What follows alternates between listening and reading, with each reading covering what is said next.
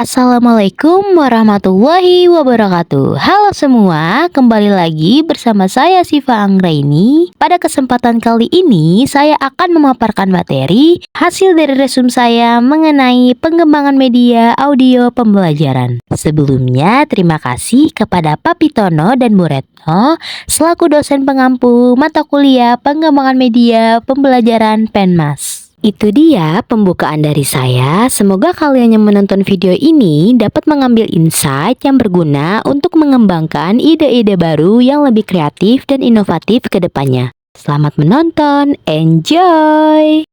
Apa sih yang dimaksud dengan media audio? Untuk lebih lanjut, mari kita simak di slide berikutnya. Jadi, media audio merupakan jenis media yang menggunakan suara atau audio sebagai alat untuk menyampaikan informasi, konsep, atau materi pembelajaran kepada peserta didik. Media ini bisa berupa rekaman suara, podcast, lagu, dialog, dan narasi atau instruksi verbal yang dimana untuk meningkatkan pemahaman dan retensi informasi dalam proses pembelajaran. Lalu, apa saja sih keunggulan-keunggulan dari kita memanfaatkan media audio? Untuk lebih lanjut, mari kita simak di slide berikutnya. Nah, ini dia keunggulan-keunggulan dari kita memanfaatkan media audio pembelajaran. Jadi, dengan memanfaatkan keunggulan media audio pembelajaran, program pendidikan masyarakat dapat meningkatkan efektivitas pembelajaran, meningkatkan inklusivitas, dan mengurangi hambatan dalam aksesibilitas pendidikan bagi semua peserta didik. Apa saja sih keunggulannya? Yang pertama yaitu media audio pembelajaran memungkinkan pengalaman belajar yang lebih interaktif dan menarik bagi siswa. Studi oleh Clark and Meyer menunjukkan bahwa penggunaan media audio dapat memicu respon emosional dan meningkatkan keterlibatan siswa dalam proses pembelajaran. Selain itu, media audio pembelajaran memungkinkan aksesibilitas yang lebih besar bagi siswa dengan berbagai kebutuhan dan preferensi belajar. Lalu, media audio pembelajaran juga meningkatkan efisiensi waktu dalam proses pembelajaran. Penelitian Salomon mengemukakan bahwa penggunaan media audio dapat membantu siswa memproses informasi lebih cepat dan mempercepat pembelajaran. Hal ini dapat membantu meningkatkan produktivitas dan efektivitas dalam program pendidikan masyarakat yang sering memiliki sumber daya yang terbatas. Lalu, media audio juga dapat memfasilitasi kolaborasi dan interaksi antara siswa. Hal ini penting dalam membangun komunitas belajar yang berkelanjutan dalam program pendidikan masyarakat.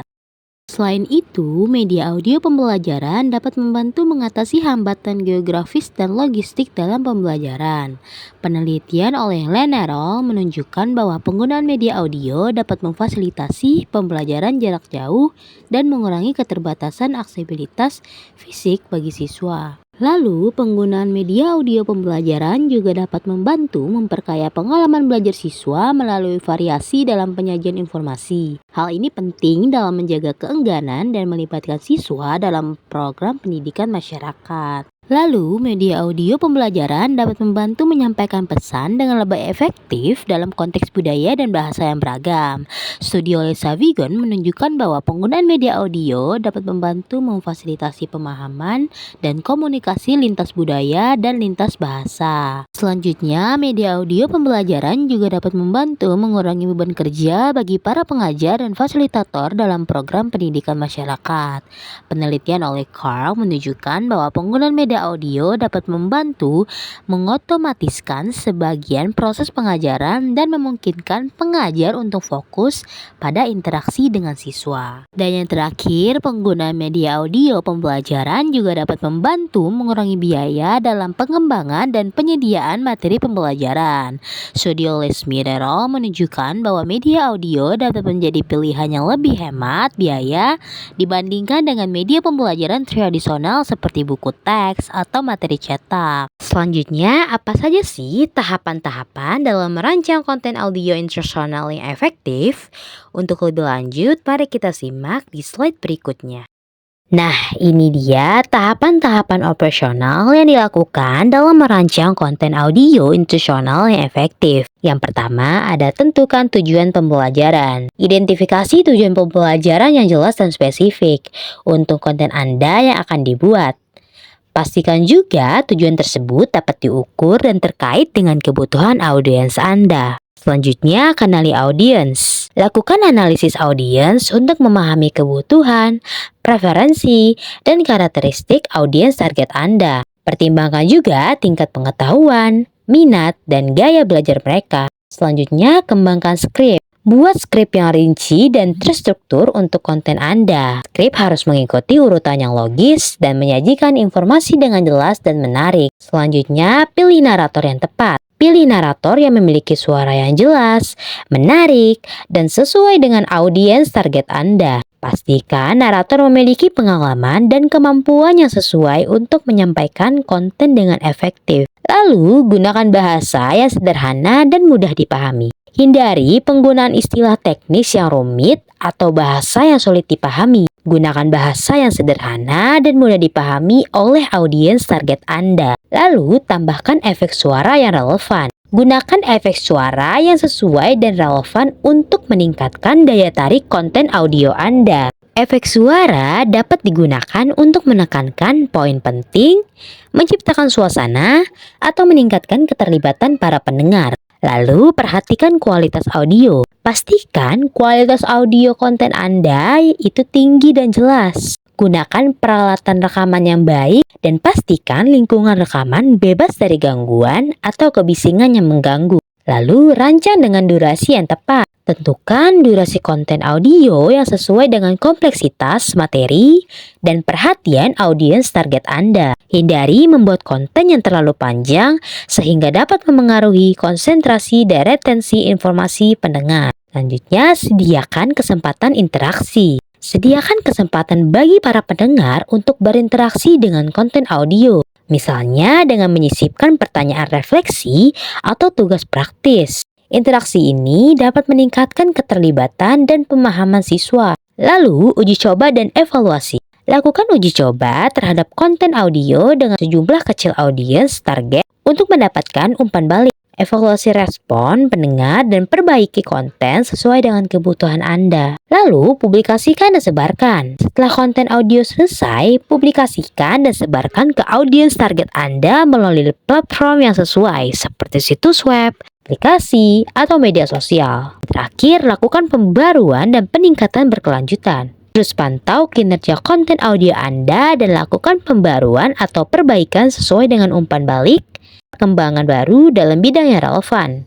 Lanjutanlah dalam meningkatkan kualitas dan efektivitas konten Anda. Selanjutnya, apa saja sih teknik-teknik produksi dalam media audio pembelajaran? Untuk pembahasan lebih lanjut, mari kita simak di slide berikutnya. Nah, ini dia teknik-teknik produksi dalam media audio pembelajaran. Yang pertama, penggunaan peralatan rekaman yang berkualitas tinggi dapat meningkatkan kualitas audio pembelajaran. Lalu, merancang skrip yang jelas dan terstruktur itu dapat mengatur alur cerita atau informasi yang akan disampaikan. Kemudian, penggunaan musik latar belakang yang sesuai itu untuk meningkatkan minat dan motivasi siswa dalam proses pembelajaran. Kemudian, pengeditan yang cermat dan profesional dapat meningkatkan daya tarik dan efektivitas komunikasi konten audio. Kemudian, narator harus mampu menyampaikan informasi dengan jelas, menarik, dan menghibur. Lalu, penggunaan efek suara yang tepat itu dapat meningkatkan pengalaman belajar para pendengar. Seperti suara lingkungan, suara alat, atau suara karakter dapat digunakan untuk menciptakan suasana yang realistis dan memperkaya pengalaman pendengar. Kemudian, kualitas narasi juga penting untuk memengaruhi pemahaman dan retensi informasi siswa dalam pembelajaran audio. Kemudian, penggunaan teknologi dapat mempermudah proses produksi dan distribusi konten audio. Lalu, penyediaan aksesibilitas yang baik itu dapat meningkatkan partisipasi dan keterlibatan siswa dengan kebutuhan khusus. Selanjutnya, strategi pemasaran dan promosi yang efektif itu dapat menjangkau audiens yang lebih luas yang dimana dapat meningkatkan jumlah para pendengar dan interaksi dengan konten audio. Kemudian mengumpulkan umpan balik dari para pendengar dan melakukan evaluasi terhadap kinerja konten untuk meningkatkan kualitas dan efektivitas konten audio. Dan yang terakhir, meningkatkan kualitas dan relevansi konten audio pembelajaran itu dapat memenuhi kebutuhan para pendengar yang terus bertambah atau berubah. Selanjutnya, apa saja sih penerapan-penerapan dari media audio pembelajaran dalam pendidikan masyarakat? Untuk pembahasan lebih lanjut, mari kita simak di slide berikutnya. Nah, ini dia contoh-contoh penerapan media audio pembelajaran dalam pendidikan masyarakat. Yang pertama, memungkinkan fleksibilitas dalam waktu dan tempat belajar. Dengan adanya konten audio ini, yang dimana dapat diakses secara online, diharapkan peserta pendidikan masyarakat dapat belajar kapanpun dan dimanapun mereka berada, tanpa terkendala oleh waktu atau lokasi. Selain itu, media audio juga memfasilitasi pembelajaran yang kolaboratif dan interaktif dalam konteks pendidikan masyarakat, yang dimana peserta dapat berbagi pendapat, pengalaman, dan pengetahuan dengan sesama peserta dan fasilitator. Selanjutnya, penggunaan media audio juga dapat membuka pintu bagi pengembangan keterampilan audiovisual dan teknologi bagi peserta pendidikan masyarakat. Jadi, dengan terlibat dalam produksi konten audio, peserta dapat belajar tentang teknik perekaman, penyimpanan audio, dan penggunaan perangkat lunak yang relevan. Kemudian, penerapan media audio juga membantu memperkuat budaya literasi audio di masyarakat. Masyarakat menjadi lebih terbiasa dengan konsumsi konten audio untuk pembelajaran dan hiburan, yang dimana menunjukkan bahwa budaya literasi audio yang kuat dapat meningkatkan minat dan kebiasaan belajar secara mandiri. Media audio juga memberikan kesempatan untuk menyampaikan informasi yang sulit dipahami melalui teks secara lebih efektif. Konsep-konsep yang kompleks atau abstrak dapat dijelaskan dengan lebih jelas dan menarik melalui narasi audio dalam contoh-contoh yang relevan. Lalu, penerapan media audio juga dapat mendukung pembelajaran sepanjang hayat bagi masyarakat. Dengan adanya konten audio yang terus diperbaharui dan disesuaikan dengan kebutuhan dan minat masyarakat, individu dapat terus mengembangkan pengetahuan dan keterampilan mereka sepanjang hidup. Selain itu, penggunaan media audio juga dapat meningkatkan inklusivitas dalam pendidikan masyarakat dengan memperhitungkan kebutuhan dan preferensi beragam peserta. Konten audio dapat disesuaikan dengan tingkat literasi, bahasa, dan kebutuhan aksesibilitas lainnya untuk memastikan bahwa semua individu dapat mengakses dan memahami informasi dengan baik. Lalu, penggunaan media audio juga memungkinkan penyampaian pesan pendidikan dengan cara yang lebih menarik dan memikat bagi para pendengar. Jadi, dengan menggunakan narasi yang baik, musik latar yang sesuai, dan efek suara yang menarik, konten audio ini dapat menghibur sambil mengedukasi loh. Selain itu, media audio juga dapat digunakan untuk mempromosikan kesadaran dan tindakan terhadap isu-isu sosial dan lingkungan. Nah, dengan melalui siaran audio yang informatif dan inspiratif, peserta pendidikan masyarakat dapat diberdayakan untuk menjadi agen perubahan dalam masyarakat mereka.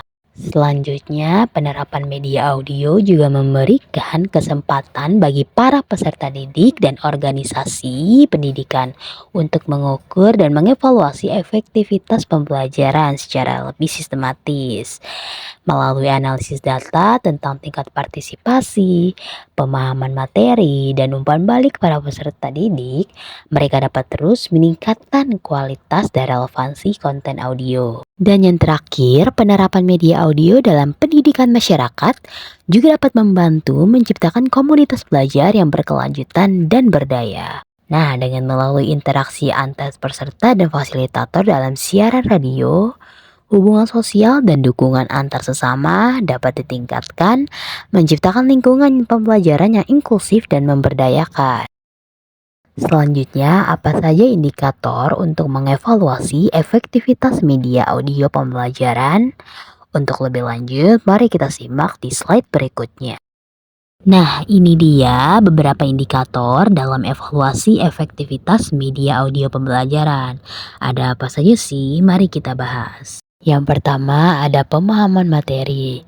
Jadi, tingkat pemahaman materi yang disampaikan melalui media audio itu dapat diukur melalui tes atau kuis sebelum dan sesudah penyampaian konten. Lalu ada retensi informasi, mengevaluasi terhadap kemampuan peserta untuk mengingat dan mengaplikasikan informasi yang dipelajari dari media audio. Selanjutnya ada partisipasi dan keterlibatan.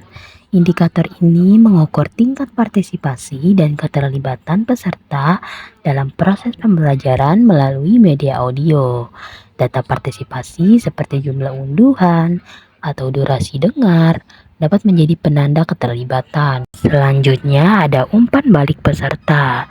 Mendapatkan umpan balik langsung dari peserta tentang kelebihan dan kekurangan dari konten audio itu dapat membantu mengevaluasi efektivitasnya.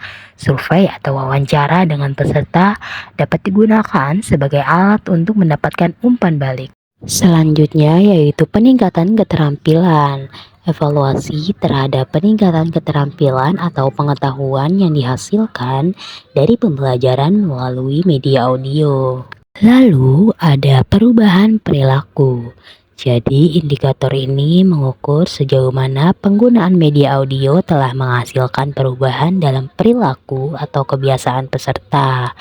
Perubahan yang diinginkan dapat berkisar dari pengurangan penggunaan plastik hingga meningkatkan efisiensi energi. Selanjutnya ada keterlibatan komunitas. Mengevaluasi terhadap keterlibatan dan interaksi antara peserta dalam komunitas belajar yang didukung oleh media audio. Penggunaan platform komunitas atau forum diskusi dapat menjadi indikator keterlibatan. Ada kualitas produksi. Evaluasi terhadap kualitas teknis dan estetika produksi konten audio. Faktor seperti kejelasan suara, penggunaan musik latar yang tepat, dan pengeditan yang cermat itu dapat mempengaruhi efektivitas konten audio. Lalu ada aksesibilitas, yaitu memastikan bahwa konten audio itu dapat diakses oleh semua individu, termasuk mereka yang memiliki keterbatasan fisik atau sensoris. Mengevaluasi terhadap kemudahan akses, ketersediaan transkrip, dan dukungan teknis untuk aksesibilitas itu dapat menjadi indikator. Dan yang terakhir yaitu kepuasan peserta. Mengevaluasi tingkat kepuasan dan keinginan peserta terhadap konten audio yang disampaikan. Survei kepuasan atau skala penilaian dapat digunakan sebagai mengukur persepsi peserta terhadap kualitas dan relevansi materi. Nah, itu dia penjelasan dari saya mengenai materi media audio pembelajaran. Semoga kalian bisa mengambil poin-poin penting yang bisa diterapkan ke depannya. Saya Siva Anggraini selaku pembuat video izin pamit. Wassalamualaikum warahmatullahi wabarakatuh.